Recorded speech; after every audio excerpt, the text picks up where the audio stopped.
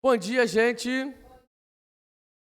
Nós estamos aí na nossa lição número 8. Você que está aqui no presencial, você que está em casa. E a lição 8 vai falar sobre vivendo na família de Deus. Então é engraçado que essa lição já bateu com o domingo de hoje, que é o domingo que a gente começa o mês da família na nossa igreja, aí vivendo na família de Deus, tudo junto, misturado.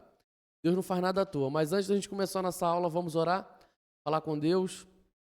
Senhor, muito obrigado por essa aula, muito obrigado, Deus, por esse momento que temos de estudar a sua palavra, de aprofundar, às vezes, versículos que a gente acha tão autoexplicativo, mas como é bom a gente se aprofundar, saber o contexto, poder entender melhor ali a visão do autor, inspirado pelo Espírito Santo, para trazer essa mensagem a nós, entender também o motivo, às vezes, de muitos apóstolos, de muitos profetas terem escrito algo porque estavam vivenciando situações naquela época e era necessário aquela carta, era necessário ter aquele livro registrado.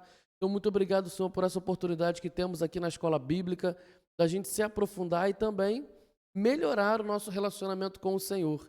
Porque aqui a gente aprende mais sobre o seu caráter, a gente aprende sobre a sua bondade e também reconhece o nosso lugar de dependência ao Senhor.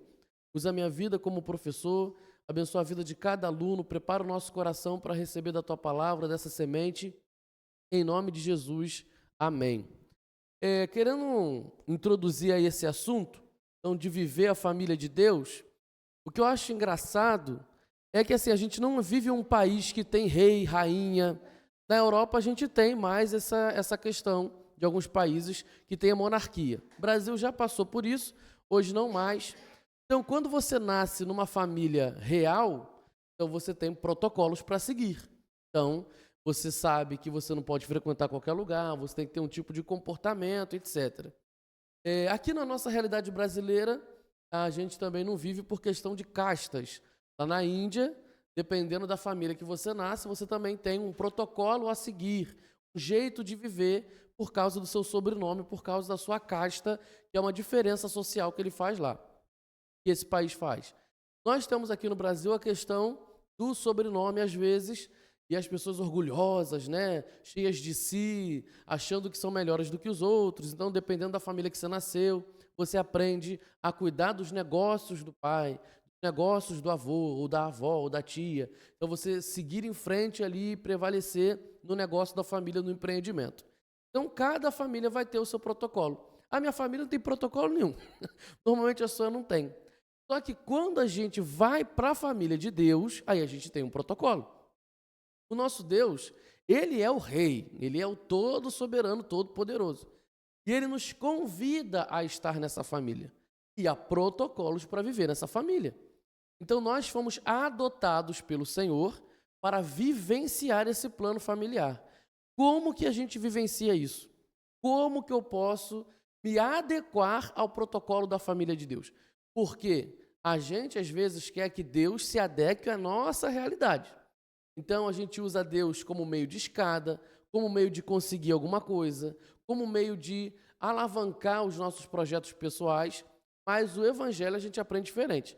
E a gente precisa se adequar ao plano de Deus, à família de Deus. E o texto que a gente vai ler hoje está em 1 João, primeira carta de João, lá no finalzinho da Bíblia, primeira carta de João, capítulo 3, do 1 ao 10. Primeira carta de João, capítulo 3, do 1 ao 10. Está aqui também na televisão para você acompanhar. E diz assim a palavra do Senhor: Vejam que grande amor o Pai nos tem concedido, a ponto de sermos chamados filhos de Deus. E aí continua: E de fato somos filhos de Deus. Por essa razão, o mundo não nos conhece, porque não o conheceu. Amados, agora somos filhos de Deus, mas ainda não se manifestou o que haveremos de ser. Sabemos que quando ele se manifestar, seremos semelhantes a ele, porque haveremos de vê-lo como ele é. E todo o que tem essa esperança, nele purifica a si mesmo, assim como ele é puro.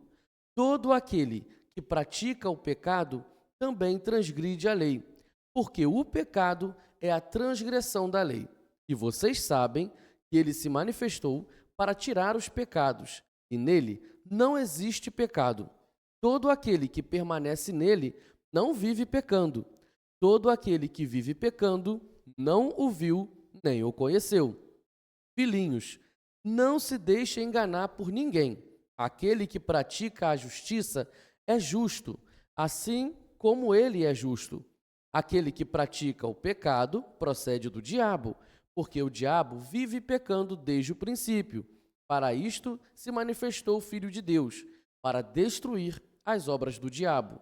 Todo aquele que é nascido de Deus não vive na prática de pecado, porque nele permanece a semente divina. Esse não pode viver pecando. Os filhos de Deus e os filhos... no versículo 10 aqui, né? Esse não vive pecando porque é nascido de Deus. E nisto são manifestos os filhos de Deus e os filhos do diabo. Todo aquele que não pratica a justiça não procede de Deus. E o mesmo vale para aquele que não ama o seu irmão. Eita Jesus, vamos lá. Por mais que esse texto seja autoexplicativo, existem algumas coisas para a gente se aprofundar, e Deus foi falando comigo enquanto eu estudava esse texto. A primeira coisa é essa interjeição, esse jeito, né, bem exclamativo que João começa esse capítulo. Ele continua a carta, né? Capítulo a gente vai dividindo para poder entender melhor, mas ele começa: vede como é grande o amor do nosso Deus, a ponto de sermos chamados filhos seus. Então, tem até uma canção do Diante do Trono que começa com esse termo desse versículo. Então, ele começa a exclamar, falando sobre esse grande amor. João, ele expressa isso porque ele está falando que esse amor de Deus é como se fosse um amor de outro mundo. É um amor fora do normal. É um amor que me acolhe, é um amor que te acolhe. E aí, ele diz assim, que a gente deve ter orgulho e deve andar de cabeça erguida a ponto de ser chamado filho de Deus. Porque nenhum de nós merecemos sermos chamados filhos de Deus. O que a gente aprende, né, infelizmente, no mundo, é que todos são filhos de Deus. O mundo ensina isso, infelizmente, né? Então, a gente, numa época dos anos 90, então sempre vinha um padre no programa do Gugu, por exemplo, no Domingo Legal, erguer as mãos e dar glória a Deus e cantar os filhos do Senhor. E todo mundo se via como filho do Senhor. A gente percebe que isso é um erro. Por que é um erro, pastor? Se Deus criou todos, então todos são filhos. Não, se Deus criou todos, todos são criatura. Então isso é bom a gente relembrar sempre. Porque a gente fala assim, você é filho de Deus, nós somos filho de Deus. Não, é filho de Deus quem é adotado por Deus. Todos nós somos criaturas. Deus ama só os filhos ou ele ama toda a criatura? Ele ama toda a criatura. Toda a criação ele ama. Até aquele quem o rejeita, Deus continua amando. Então, por isso que João fala que esse amor de Deus é fora do comum. Porque quem rejeita a gente, normalmente, a gente tem a facilidade de rejeitar. De chegar e falar assim, não quero. Se você me rejeita, eu te rejeito também. Se você não fala comigo, eu também não quero falar contigo. Então, é muito mais fácil a gente rejeitar. Deus não, ele continua amando. E esse amor dele é perfeito. O amor não é apenas um sentimento, eu te amo, com declarações poéticas. O amor de Deus, ele se revela na entrega sacrificial. Então, o amor é uma ação, o amor é um comportamento, é uma atitude de se entregar. E aí a gente vê também que o próprio João, mesmo apóstolo, vai dizer que esse nosso Deus, ele é o quê? Deus é amor. E a parte mais importante desse versículo, que eu sempre repito, não é amor. No versículo, Deus é amor, a parte mais importante, a palavra mais importante é Deus. É Deus quem define o que é amor. E não o amor quem define o que é Deus. Porque se a gente achar que o amor é quem define o que é Deus, quem é Deus, a gente vai colocar as nossas colocações e as nossas ideias sobre o que é amor. Então, se eu entendo que amor é passar a mão na cabeça, eu vou achar que Deus também vai passar a mão na minha cabeça. Se eu entendo que amor é aceitar tudo, eu vou entender que Deus aceita tudo. Então, nesse versículo, quando fala que Deus é amor, lá em 1 João capítulo 4, daqui a pouco a gente vai chegar lá nesse capítulo também, na nossa escola Avance, mas o mais importante é Deus. É Deus quem define o que é amor. Então, o que é o amor? Amor é algo santo, amor é uma entrega sacrificial, porque Deus está sempre se entregando e revelando o seu caráter às pessoas. Então, isso é amor, é se revelar, é mostrar que eu tenho interesse em salvar. Isso é revelado no amor. Então, quando eu aprendo a amar a alguém com o amor de Deus, então significa que eu estou interessado naquela pessoa. Então, Deus, quando nos ama, ele está dizendo, eu estou interessado em você. Eu quero você. Estou interessado em você todo, nas suas dores, nas suas qualidades, nos seus defeitos. Eu quero você, eu tenho o interesse de me revelar a você. Eu quero que você me conheça por dentro, que você tenha uma experiência comigo, que você tenha um relacionamento. Isso é amor de Deus. Então, quando a gente aprende a amar com o amor de Deus, a gente faz isso com as pessoas e a gente nem conhece. A gente transborda também de amor. Eu tenho interesse em te abençoar, eu tenho interesse em te conhecer, eu tenho interesse em colocar para você aqui e te entregar tudo aquilo que eu recebi do Senhor. Você começa a aprender com o amor de Deus, então você começa a olhar para as pessoas de um jeito diferente. Ontem, no Movimento Nacional do Desperta Débora, na Parada Nacional, algumas pessoas ficaram aqui no Largo dos Guimarães e algumas pessoas foram andar. Eu gosto do andar, eu gosto de caminhar. Então a gente foi lá em direção à lojinha da Sandra e aí a gente vai passando por vários locais. Então a gente mostra o quê? Interesse. A gente não estava sendo falso ali. A gente não estava sendo hipócrita. Ah, vamos ali falar com a pessoa. Não, a gente estava interessado. A gente ia atrás. Teve pessoas que fugiam da gente, né, Sandra? A gente foi atrás de uma mulher, a mulher foi embora só correndo. Mas a gente amou aquela mulher. E ela estava com uma criancinha, era uma mãe, então a gente estava dando brinde para algumas mães e tal. Ou seja, ela perdeu a oportunidade, mas a gente amou aquela mulher, a gente estava interessado. Teve outra que a gente procurou, ela contou a história dela, que veio da Argentina, etc. E a gente foi transbordando do que a gente tem. E aí, quando você transborda do que você tem no sentido espiritual, o espiritual toca, não é a gente. Porque você aprendeu a amar com Deus. O amor de Deus está sendo transbordado. É algo sobrenatural. E algumas pessoas que a gente foi falar, que a gente foi conversar, elas foram tocadas por Deus no sentido sobrenatural. O que é entregar um brinco, gente? Um brinco lembrancinha que a gente estava lá entregando. Só que não era só um brinco. Nós estávamos ali entregando e transbordando amor. A gente foi entregar o brinco para uma moça, uma senhora, estava passando com um cachorro. Ela começou a chorar na hora e começou a abraçar a gente. E foi abraçando. E daqui a pouco a gente estava andando também, a Adriana percebeu uma mulher assim na entrada de um bar, falou assim, Deus está mandando falar com ela. E aí a gente foi andar até aquela mulher, fomos conversar, eu achando que a mulher ia dar um fora na gente, assim, bem bonito, mas a mulher simplesmente conversou, se abriu, abraçou. Daqui a pouco a gente estava indo embora, ela chegou na porta do bar e falou assim, o brinco combina com o meu colar, muito obrigada. Então assim, ela sentiu o amor, ela abraçou a gente muito, muito apertada. Você sabe que é um abraço sincero, né? Então ela abraçou a gente ali. Então, pastor, por que você está colocando isso tudo como introdução? Para a gente entender como é grande o amor de Deus. Como é grande o amor de Deus por você. Então, assim, você sabe que esse amor é grandão. E aí esse amor te convidou. Você não merecia, e eu não merecia ser amado. Você que está em casa também, você não merecia ser amado por Deus. Mas Ele simplesmente ama a sua criação e quer se revelar a cada um de nós, mesmo nas nossas limitações. Então, o apóstolo João vai falar que nós somos filhos. Mas quem são os filhos, né? Então ele está escrevendo a carta para crentes. Você percebe que o apóstolo João, ele tem um termo de fala muito amoroso, né? Filhinhos, amados. Então o apóstolo João não está escrevendo para não crentes. Ele não está escrevendo para pessoas que ainda não conhecem Jesus.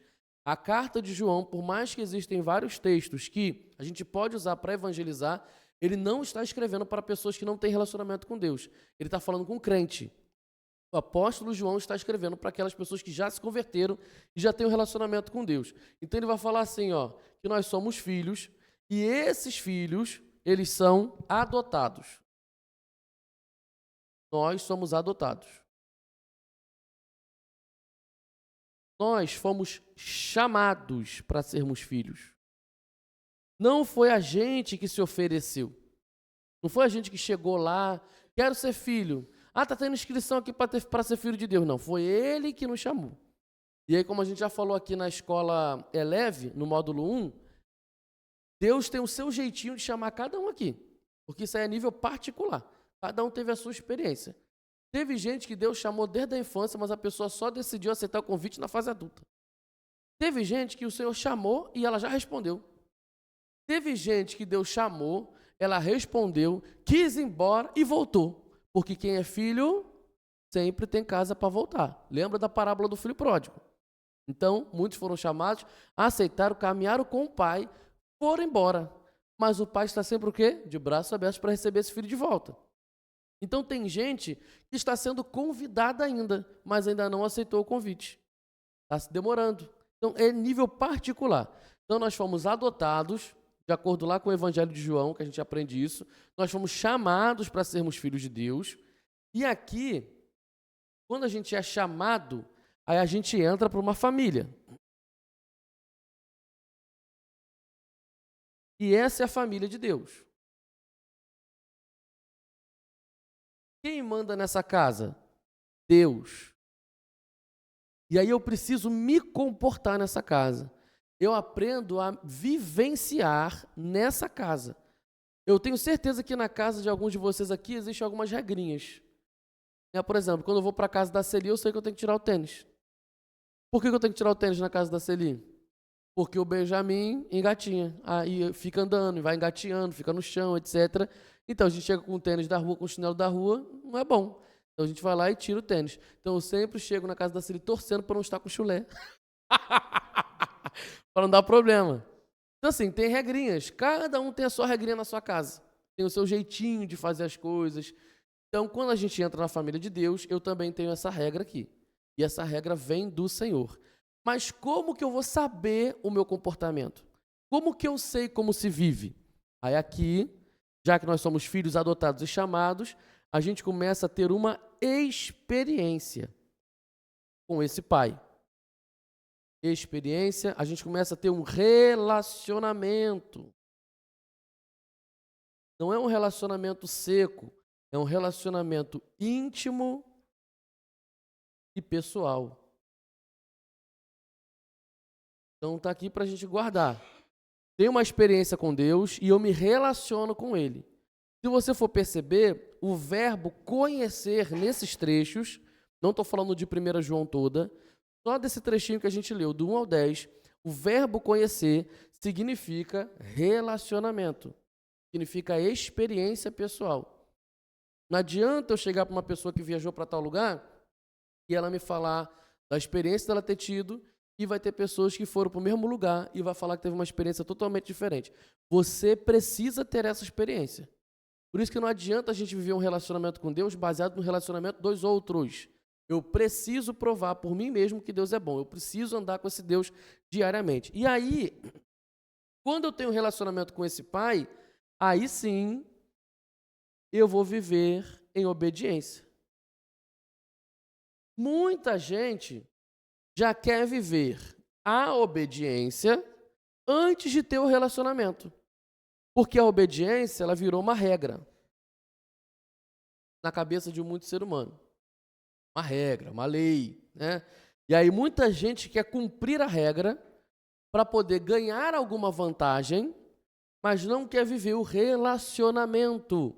Muita gente quer desfrutar das bênçãos da obediência, mas não quer ter o relacionamento. Não é isso que acontece na cabeça de muitos jovens? Quer ter o desfrute de uma relação sexual, estou falando com adultos aqui, mas não quer ter o relacionamento. A mesma coisa acontece com alguns adultos ou crianças ou jovens que se entregam para o Senhor. Aprende a fazer a regra. Aprende a fazer bonitinho, vamos dizer assim. Aprende a se comportar, mas por dentro quer viver outra coisa. Eu tenho certeza que você, criança, adolescente, já fez isso. Você não estava com vontade de arrumar seu quarto, você não estava com vontade de sair para tal lugar com a sua mãe, com seu pai, você não estava com vontade de fazer nada, mas você tinha que cumprir uma regra. E aí por dentro você estava, ai que saco. Mas você tinha que estar ali. Então você estava obedecendo, você estava cumprindo regra. Você até desfrutou de ter algum presentinho ali, alguma lembrança e tal, não sei o quê.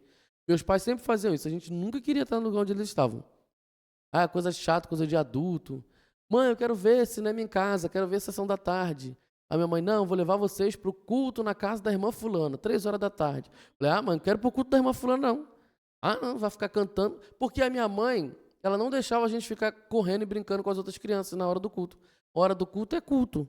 A minha mãe nunca deixou. Aí a gente chegava na casa dos outros, por isso que a gente não queria ir. Porque ela plantava a gente ali, do lado dela. A gente, mãe, as crianças estão lá fora, eu não sou mãe deles. Então você vai ver o que? A minha regra. minha regra. E a gente conhecia a minha mãe, tinha relacionamento com a minha mãe. Então a gente sabia que ela não ia deixar. Por isso que a gente não queria ir. Mas a gente tinha que estar lá nesse ambiente. E aí a gente ficava no culto, aí tinha lá um momento, louvor, hino do cantor cristão, não sei o quê, pregação, a gente ia estar lá. Aí depois, quando acabava o culto, ela deixava a gente brincar. Aí tinha um momento do comes e bebes, não sei o quê. Daqui a pouco ela falava, Daniel, Beatriz, Elisa, vamos embora. A gente já? Ela, não queria vir, agora tá querendo ficar, não sei o quê. Aí ela sempre usava uma máxima. Minha mãe é cheia de jargão. Ela falava assim, onde o pai e a mãe está, tem bênção. Então, onde eu tiver, vai ter bênção também. Porque, às vezes, eu não ia, mas a Bia ia. E a Bia voltava, às vezes, com um presente. Mãe, que presente é esse? A sua irmã foi. Tu não foi, tu perdeu. Porque onde o pai e a mãe está, tem bênção. Minha mãe sempre falava isso. Então, a gente quer viver regras. A gente está até onde Deus está. Mas a gente não quer buscar isso aqui. Porque isso aqui dá trabalho. Isso aqui, o relacionamento, é algo diário. Ainda mais com Deus. Com pessoas, você pode conversar talvez 2 semanas ininterruptas com uma pessoa. E aí você vai conhecer bastante coisa daquela pessoa. Mas é andando com essa pessoa que você conhece o caráter. É passando por provações mínimas que você conhece o caráter dessa pessoa. Quantas pessoas você já teve assim, uma amizade, depois essa amizade se rompeu? Porque é no caminhar. Mas Deus não é uma pessoa limitada. Ele é Deus. Ele é um espírito pessoal. Desde a eternidade, tu acha que em uma semana tu vai conhecer Deus? Tu acha que em 2 semaninhas tu vai saber tudo sobre Ele? Não. É algo diário. Ele é eterno. Então, é um conhecimento diário. Cada dia. E de acordo com a nossa cognição, porque nem todos têm a mesma cognição, a mesma maturidade, o mesmo jeito de pensar, Deus vai se revelar a cada um. Tem coisa, por exemplo, que eu fui descobrir agora andando com Deus. Mas essa coisa que eu descobri agora, tem gente que há 10 anos atrás já descobriu. Mas eu tenho o meu tempo de descobrir as coisas. E Deus sabe disso. Então Deus sabe como chegar. Então nessa casa, quem manda é o Senhor. Mas eu só consigo obedecer a Ele fielmente, do jeito certo, quando eu o conheço. Porque aí quando eu conheço o Senhor, eu sei que aquilo que Ele está me pedindo não é mal e não é ruim, mas aquilo ali é bom para mim, porque a vontade dEle é boa, perfeita e agradável, mas eu não fico apenas como robozinho, repetindo que a vontade dEle é boa, perfeita e agradável, mas eu entendo por mim mesmo que aquela vontade é boa, perfeita e agradável. Eu não preciso olhar para a situação e ficar ali esperando. Será que vai... Não, Deus é bom. Deus é bom. Ele é absolutamente confiável e eu sei que Ele é absolutamente confiável porque eu ando com Ele. Então, se Ele está falando para eu não ir, para eu não fazer, não é porque Ele está ditando um joguinho em que eu tenho que obedecer na hora que Ele quer, porque Ele é narcisista. Não, Deus é Deus, então Ele sabe o que é melhor e eu sei disso por experiência pessoal. Logo, eu obedeço. A obediência fica muito mais fácil, fica mais tranquila de fazer. Porque a gente entrou nessa casa... E agora a gente conhece o Senhor, tem experiências diárias com Ele, e aí a obediência fica mais simples de resolver. Não fica uma coisa chata, não fica uma coisa pesada, não fica algo que vai, tipo assim, a gente vai ficar, de novo isso, né? A gente sabe que vai passar por tribulação, sabe que vai passar por dias difíceis, mas até esses dias a gente consegue compreender com mais facilidade. Você não passa pelo dia mal reclamando. Quem tem relacionamento com Deus e vai amadurecendo, consegue passar pelo dia mal agradecendo. Consegue passar pelo dia mal percebendo espiritualmente as coisas. Consegue passar pelo dia mal, mas não fica só na questão sensorial dos sentidos, mas consegue olhar além das coisas. Quem anda com Deus e tem experiência com Deus, consegue interpretar pessoas, discernir pessoas. E aí você vai caminhando com essa pessoa, aí você sabe, essa pessoa quer o meu mal. Só que Deus te colocou naquela situação não é porque Deus quer o seu mal. É porque Deus tem um propósito nisso. Aí você começa a falar, não, eu estou no propósito. E aí, a minha cabeça é muito criativa e lúdica com muita coisa. Então eu fico me imaginando num filme em que Deus é aquele chefe que aparece numa máquina, que eu aperto o botão e aí, a missão de hoje é essa. Então aí eu falei, epa, essa é a missão. E aí não tem aqueles filmes que do nada vem um helicóptero e salva a pessoa. Não é as coisas loucas isso? Do nada aparece um helicóptero, do nada aparece um ônibus, do nada aparece um carro, do nada aparece um barco. O cara tá pulando lá do helicóptero, aparece um jet ski embaixo, assim, te puxa. A vida com Deus é assim, irmão. É desse jeito. Você anda com Deus, tem experiência com Ele, aí tu fala assim, Senhor, não tem nem recurso para fazer isso. Não, abre tua porta aí, vai para a calçada. Tu atravessa a rua, fulano, estava pensando em você. Aqui, ó, já quero te adiantar esse negócio, esse dinheiro. Eu falei, que isso, Deus? Gente, é igual filme. É igual filme, tu fica, entendeu? Deus vai providenciando, vai fazendo, mas só passa por isso quem tem o quê? Relacionamento. Porque se eu não tenho relacionamento com Deus, a primeira coisa ruim que aconteceu no meio do caminho, eu vou reclamar, vou murmurar e vou fugir. Eu não vou completar a missão. Então Deus nem vai contar comigo. Ele nem vai me chamar. E caso ele me chame, é para mostrar, tá vendo? Você não quer andar comigo, aí você não é capaz de fazer. Você está pedindo, Senhor, eu quero isso, Senhor, eu quero isso. Quer mesmo? Aí te chamei, tu já falou mal um monte de coisa, já reclamou de um monte de coisa, já murmurou um monte de coisa, já praguejou um monte de coisa, tá vendo? Por isso que eu não te chamo. Agora, quem tem relacionamento com Deus, vive nessa família aqui, ó, e aí consegue obedecer, porque sabe que no meio do caminho vai ter o quê? Provisão. Conhece o caráter de Deus. Ah, Deus mandou sacrificar, entregar uma oferta para ele. Aí quem é bom de Bíblia vai saber o que eu estou falando. Mas no meio do caminho, Deus vai prover o cordeiro. Ah, eu tenho que pagar o imposto. Na boca de um peixe vai ter a moeda para tu pagar o imposto. Quem anda com Deus vive essas maluquices. Vive o sobrenatural. Ah, mas eu tenho que fazer assim. Vai aparecer o jumento que ele tem que andar para entrar na cidade de Jerusalém.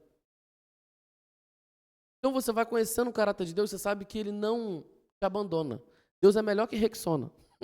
Não tem o comercial da Rexona? Não te abandona? Então Deus não te abandona, gente. Deus não nos abandona.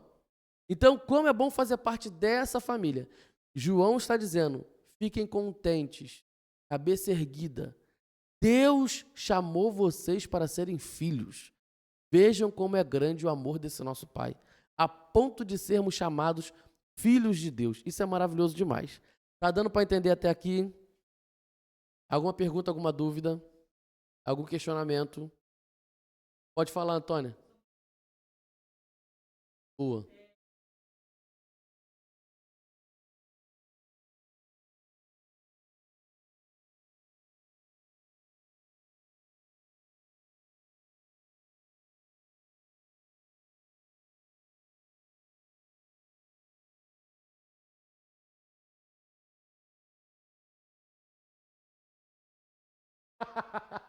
Eles se acham demais, né?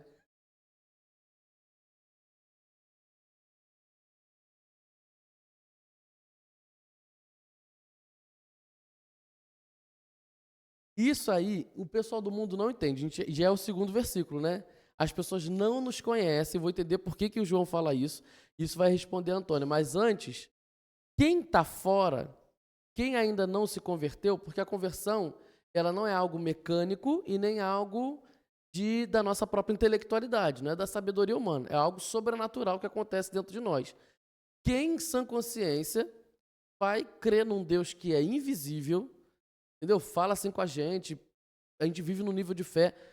Se a gente for para parar para pensar humanamente, logicamente, o que a gente faz é fé mesmo, porque a galera não entende isso. Então, assim, a conversão ela é sobrenatural. Então, quem não se converteu, não teve esse toque do Espírito, não vai entender e vai sempre colocar essa situação. Poxa, mas eles se acham demais. A minha mãe, por exemplo, antes de se converter, ela disse que tinha na rua que ela morava, lá em Fazenda Botafogo, ela solteira ali com uns 17 anos e tal, passava uma igreja evangelizando e aí eles sempre cantavam uma música dizendo que eles eram o povo mais feliz da terra. Aí minha mãe ficava doida com isso. Ela assim, eles se acham o povo mais feliz da terra. Eu também sou feliz. Eles ficam achando que eles são mais felizes que todo mundo e não sei o que, tarará. Só que um ano depois, com 18 anos, a minha mãe, ouvindo uma pregação no rádio, foi tocada pelo Espírito Santo e se converteu, se entregou para o Senhor. E aí ela foi entender o que é essa felicidade. Então, quando uma pessoa que não se converteu chega para a gente e fala, mas por que vocês acham que só vocês são filhos? E aí você cuidadosamente vai falar, nós temos a fé na palavra de Deus, que é a Bíblia. Está vendo esse livro preto aqui que eu tenho? E aqui em João capítulo 1, versículo 12, vai dizer as características daquele que é filho de Deus. Posso ler para você? Não quero ler não. Tá tudo bem. Mas em João 1,12 vai dizer por que que nós somos filhos. Por que que acontece essa situação? E aí, se a pessoa quiser, você lê com ela, João 12. E aí está lá. Mas a todos quantos o receberam, deu-lhes o poder de serem feitos filhos de Deus. Então, só é filho de Deus quem crê em Jesus, de acordo com a Bíblia. A nossa fé está na Bíblia, por isso que a gente acredita assim. Não é porque a gente se acha melhor do que ninguém. Mas você crê que você é filho de Deus do seu jeito, eu te respeito. Mas a minha fé mostra que só é filho de Deus quem crê em Jesus. Então, não entrar em discussões e tal. Obrigado aí, Eduardo, pelo versículo. Que é ruim. Eu fujo de conflito, né? Eu fujo de conflito. Mas é uma forma da gente falar. Nossa fé está na Bíblia. A Bíblia está dizendo que é assim, então nós cremos dessa forma. Mas respeita a sua forma de crer. Então a gente faz isso aqui. Um dia vai entender. Que o Espírito Santo toca ali. Né? E aí, a Antônia parece que já descobriu que eu vou passar para o próximo ponto. E fez essa pergunta. Porque vai dizer o seguinte, que por essa razão... E foi engraçado que é isso mesmo. Nós, de fato, somos filhos. Aí o versículo. Por essa razão, o mundo não nos conhece. Ele não entende. Essa palavra conhecer, vou apagar aqui. Essa palavra conhecer, ela também está falando de relacionamento. Não é o conhecer do saber humano. Ela está falando de conhecer relacionamento, experiência pessoal. Então está dizendo, o mundo não conhece vocês. Como assim, pastor? O mundo me conhece. Meu marido não é crente, me conhece. Minha esposa não é crente, me conhece. Meus filhos não são crentes e me conhecem. Como assim? Eles sabem quem você é. Eles te conhecem pelo seu jeitinho de ser e tal, mas eles não conhecem esse algo sobrenatural que aconteceu aqui. Não tem como a gente explicar com palavras esse convencimento do Espírito. E aí aqui eu acho uma determinada perda de tempo.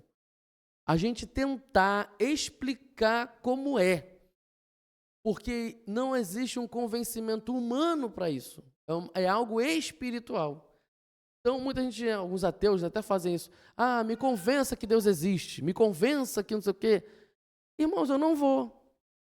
Porque não adianta a gente ficar ali com palavras, etc. E palavras e palavras e palavras. É um convencimento espiritual. Eu sou mais do time da oração.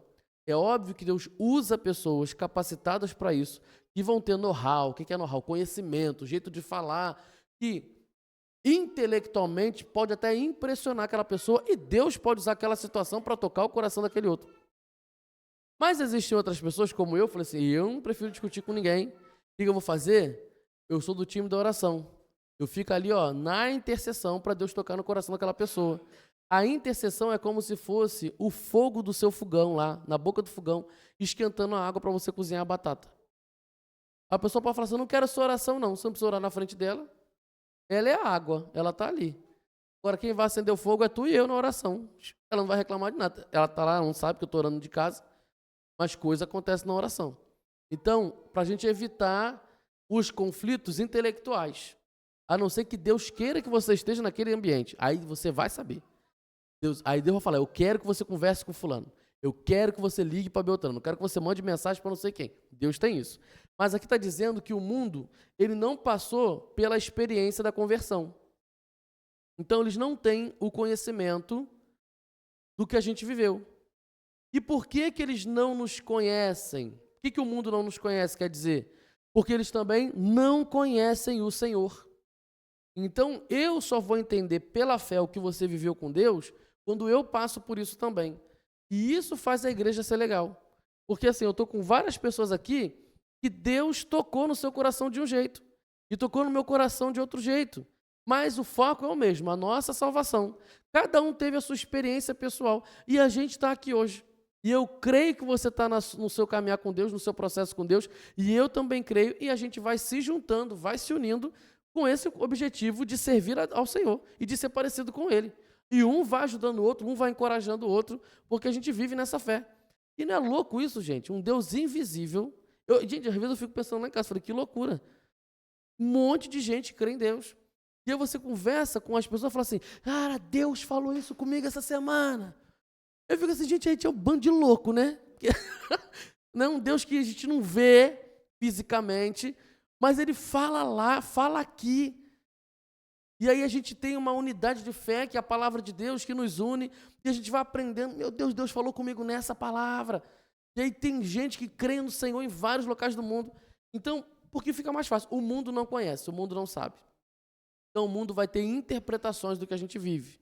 Aí vai falar que é lavagem cerebral, vai falar que a gente foi enganado, etc., porque não conhece.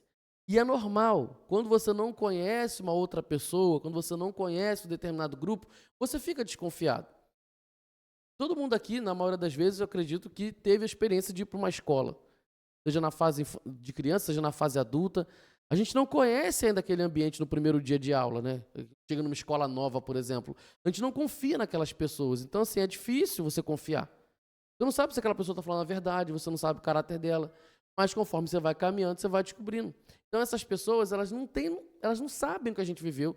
Então, elas vão criar vários estereótipos, várias falas para poder rejeitar ou invalidar a experiência sobrenatural que a gente teve, porque ela não conhece. Agora, você é amigo de alguém, e essa pessoa chega, eu acho a pessoa a cara dela não desce muito bem, não. Eu não gosto daquela pessoa, só que você é amigo dessa pessoa, você fala assim, não é assim não. Pô, sou amigo do fulano há 30 anos. Ele nunca fez isso, não sei o que, conheço de verdade. Tarará. Aí a pessoa, é? Aí você vai falar, eu conheço. Então é a mesma coisa, a pessoa ela vai querer rejeitar, ela vai querer invalidar a sua experiência com aquela pessoa, com os estereótipos que ela tem na mente. Até aqui tudo bem, gente? Então isso acontecia naquela época com os crentes daquela época também. Aí diz, amados, agora somos filhos de Deus, mas ainda não se manifestou o que haveremos de ser. Como assim? Já sou filho, mas eu ainda vou ser alguma coisa? E aqui ele está falando do nosso futuro. Então, nós somos filhos de Deus, passamos por experiência aqui na terra, mas ainda não se manifestou o que haveremos de ser, que é o nosso corpo glorificado. E aquela intimidade lá do Éden, quando Deus cria o ser humano. Então, ele tinha ali um jeito de ser, o corpo do ser humano diferente, tal, não sei o quê. Nosso corpo glorificado a gente ainda não tem. O nosso corpo ainda está nessa realidade pecaminosa. O nosso corpo ele tem prazo de validade. Aqui a gente sofre, a gente chora, a gente sofre tentação, a gente passa por dias difíceis. Então ainda não se manifestou o que haveremos de ser. A gente vai estar num lugar sem choro, sem lágrima, vamos estar com um corpo glorificado, com um corpo diferente, vivendo uma realidade sobrenatural diferente do que a gente está vivendo aqui. Mas enquanto esse dia não chega, eu me asseguro, porque eu sou o quê? Filho de Deus. E esse pai vai me conduzir e me levar a essa casa. E aí ele vai continuar. Sabemos que quando ele se manifestar, seremos semelhantes a ele. Por que ele está dizendo isso? Porque vai chegar um momento em que o Senhor vai se manifestar com poder e grande glória, que é a volta de Jesus. Só que essa manifestação, ela pode ser pessoal no sentido de, vai que hoje eu morra, sair dessa terra, Deus se manifesta a mim. Hoje mesmo eu estarei com o Senhor no paraíso. Hoje mesmo eu verei como Ele é. Então, ou pode acontecer de Jesus voltar amanhã. Vamos imaginar aqui, para o pessoal da internet, estou imaginando, não estou afirmando nada. Vai que Jesus volta amanhã. Daqui a pouco eu vou falar que eu estou falando que Jesus vai voltar amanhã. Então, vai que Jesus volta amanhã, né? Então, Ele vai voltar amanhã, imaginação minha, e aí a gente vai ser semelhante a Ele. Vai todo mundo com Ele. E existem manifestações que o Senhor ele reserva para um determinado tempo. Se você for abrir em Hebreus, vai dizer que Deus falava pelos profetas, depois ele falou pelo Filho, e agora o Senhor tem uma relação com a gente por meio do Espírito Santo, que é o nosso melhor amigo, que nos convence, que nos ajuda a sermos parecidos com Cristo. Então Deus tem os seus propósitos. Então vai chegar o momento em que nós seremos semelhantes a Ele, porque estaremos na mesma realidade sobrenatural ali no céu. Até aqui tudo bem, gente? Beleza? Tranquilo, então vamos passar. Aí continua, aí vai lá. Todo que tem essa esperança, nele purifica a si mesmo, assim como ele é puro. Aí começa a falar da prática do pecado. Todo aquele que pratica o pecado também transgride a lei, porque o pecado é a transgressão da lei. E vocês sabem que ele se manifestou para tirar os pecados, e nele não existe pecado. Todo aquele que permanece nele não vive pecando. Todo aquele que vive pecando não o viu e nem o conheceu. E depois, do versículo 7 ao 10, ele vai praticamente repetir essa expressão, só que colocando mais algumas informações. Vamos pegar aqui algumas coisas importantes, que eu já estou aqui de olho na hora, já são 10 horas. E aí, graças a Deus, eu consegui falar o que eu tinha que falar. O que estava acontecendo naquela época, gente? Ainda não existia, talvez eu fale o nome errado, ainda não existia a seita dos gnósticos, mas existiam pensamentos gnósticos. O que significa essa palavra, gnóstico, gnosticismo? É a expressão conhecimento, no sentido de conhecimento humano, de uma busca por conhecimento, uma busca por algo além, por algo a mais. E essa seita, depois de um tempo, né, ela vai falar sobre essa questão do corpo. Ela fala que o nosso corpo, que é a matéria, tudo que vem dessa terra é mal. E aí desses conhecimentos heréticos, né, o pessoal herege, que vai deturpando o que está tudo na palavra de Deus, saem vários pensamentos e loucuras que se vê até hoje. Perceba que negócio aqui é 2000 anos atrás, e a gente está aqui, e ainda há pensamentos heréticos, hereges nessa área. Como assim, pastor? Já que, no conhecimento deles, o nosso corpo, a matéria, é mal, então não tem como Jesus ter vindo em carne. Então, para uma galera que ainda não existia essa seita ainda, essa religião, esse grupo mais dogmático, mais fechadinho, mas já existiam pensamentos assim. Para eles, então, Jesus era um fantasma. Era um espírito que estava perambulando por aqui. Porque já que o corpo é ruim, então não tem como o Deus Todo-Poderoso usar o nosso corpo para se manifestar. Então já era uma coisa. Para eles, outro pensamento.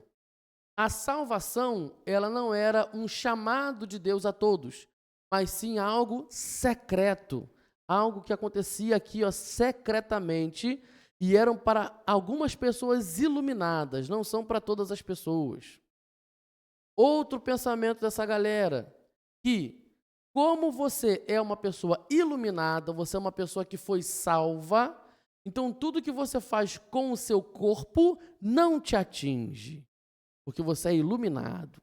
Então você pode fazer o que quiser com o seu corpo. Você pode fazer o que quiser, você pode pecar à vontade, porque já que você é iluminado, então não é pecado. Então você não vai sofrer consequência de algo que é do corpo se o corpo é mau e você é iluminado. Olha só, galera, a cabeça do povo. A gente vê que isso acontece até hoje. Pessoas que vão usar desculpas. Não, porque eu sou ungido de Deus, maligno não toca. A vive cheia de pecado. A galera aqui também fala, Deus não vai pesar a mão nisso não. Aí começa os negócios, começa a relativizar as coisas. Porque a gente quer que Deus se adeque à nossa realidade. Ele quer que seja do nosso jeito. A gente quer que seja do nosso jeito. Então João ele já vai cortar esse mal pela raiz, escrevendo essa carta, dizendo, ei, quem conhece Deus não vive pecando. Quem conhece Deus sabe o que Ele quer. Quem conhece Deus purifica a si mesmo. Quem conhece Deus se purifica. Porque começa a andar com Ele, começa a ser mais parecido com Ele. A gente está falando de família? Você provavelmente puxou alguma coisa da sua família. Ou coisa boa ou coisa ruim, mas tu puxou alguma coisa. Tu puxou a teimosia de alguém, a chatice de alguém, a doença de alguém. Tem doenças que passam geneticamente? Se aconteceu isso na sua família, pressão alta, câncer, tem na família. Então, você fica ali suscetível a viver o que está na sua família. Mas João vai falar, Deus colocou uma semente divina em vocês. Colocou algo diferente. Alguns teólogos vão dizer que essa semente, está do versículo 7 em diante, eu acho. Vão dizer que essa semente é a palavra de Deus.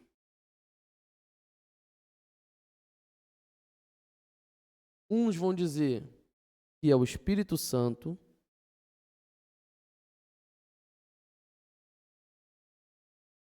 E outros vão dizer que é a própria conversão. Independente do que seja. Porque o João só fala da semente divina. Eu tenho o meu jeito de pensar, que eu já vou explicar daqui a pouco, mas a gente tem que ver a raiz da palavra. Qual é a raiz da palavra semente? Origem da vida. É a mesma expressão para aquele negocinho que o homem planta para nascer o filho. É a mesma expressão. Fui pesquisar e é essa a palavra mesmo. Eu não vou falar aqui porque a gente está gravando, vai ficar na internet. Eu sei que não tem nada a ver, mas tem gente que se escandaliza. É a origem da vida, é plantar a vida lá. Plantou a vidinha. Aí é a semente. É nesse sentido que Deus está falando. Eu plantei em vocês algo meu. Eu coloquei em vocês algo que é da minha vida.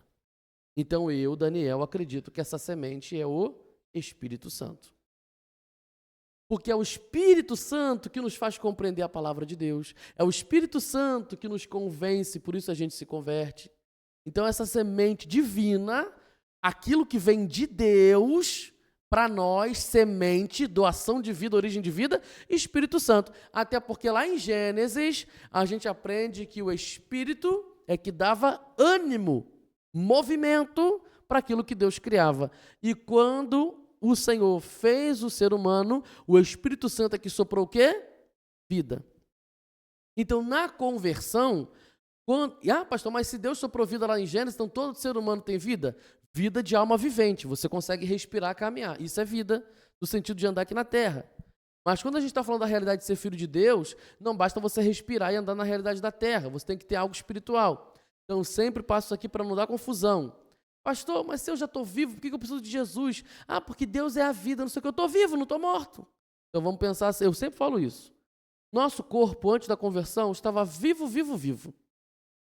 Você apanhava, você sente dor, você sente prazer, seu corpo está vivo. Com Jesus e sem Jesus, seu corpo está vivo.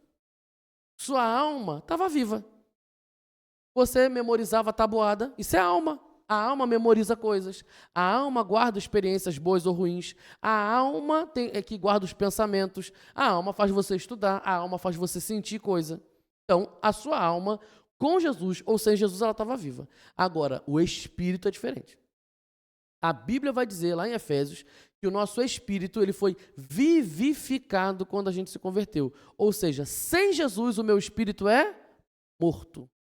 Por isso que Jesus vai falar em João capítulo 3, dizendo o seguinte, é necessário nascer de novo da água e do Espírito. O Espírito estava morto e agora vive. Então, quando fala que nós somos da família de Deus, é porque nós temos algo em comum com o Senhor. Ele colocou o Espírito Santo em nós e o Espírito Santo ressuscitou o nosso espírito que estava morto. Então, a gente tem essa comunicação com o céu através do Espírito. Porque Romanos capítulo 8 vai dizer que o Espírito Santo confirma com o nosso espírito humano que nós somos filhos de Deus. Então eu acredito que essa semente é o Espírito Santo. Então o Espírito Santo nos convence do pecado. O João aqui, gente, ele não está dizendo que nós nunca vamos pecar. Ele não está dizendo que o crente não pode pecar. Ele não está dizendo que é impossível um crente pecar. Nada disso. Tudo isso é radicalismo puro e falta de interpretação de texto. Até porque, se você for parar em alguns capítulos antes, ele vai dizer que aquele que diz que não tem pecado é mentiroso. Epa, parece que tem alguma coisa estranha então. Será que ele está se contradizendo? Porque ele fala lá nos capítulos anteriores que quem fala que não tem pecado é mentiroso. Mas agora no capítulo 3 ele está falando que quem pratica pecado é do diabo. Onde é que eu estou nessa equação? João não está se contradizendo. Normalmente, o que a gente tem aqui, vive na prática de pecado, aqui. Normalmente, a palavra do presente do grego, quando ele vai falar, crente peca, vive pecando, prática do pecado, é uma vivência.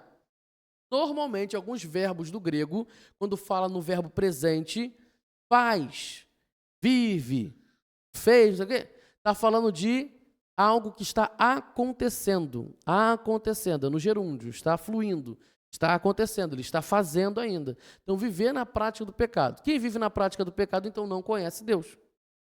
Gente, um crente, para fazer um pecado muito cabeludo, ele não começa com pecado cabeludo. Ele não começa com aquele pecado que você fica assim, meu Deus, estou escandalizado. Tudo começa com pequenas concessões.